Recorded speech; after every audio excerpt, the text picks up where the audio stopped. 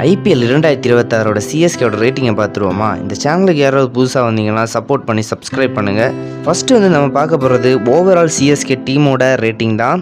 4/10 கொடுப்பேன். ஏன்னா இவ்வளோ இன்ஜரி கன்சர்ன் இருந்த பிறகும் பேக்கில் நிறைய பேர் இருந்தாங்க. ஆனால் அமன் கான் அந்த மாதிரி பிளேயர்ஸ் யூஸே பண்ணலை. சிவம் துபே போட்டு அடி வாங்கிட்டு இருந்தாங்க. ஸோ 4/10 தான். Next player of the season அது வேறு ஏறுமே இல்லை சார். ஜேமி ஓவர்டன் பவுலிங்கில் ஆகட்டும் பேட்டிங்கில் ஆகட்டும் சிஎஸ்கேவை தாக்கி பிடிச்சது அவர் மட்டும்தான்.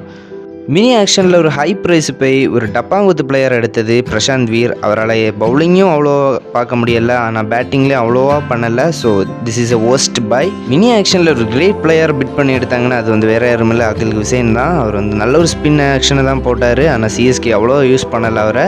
லாஸ்ட்டு சிஎஸ்கேவோட பெஸ்ட் மேட்ச் இந்த சீசனில் எதுன்னு தெரியுமா?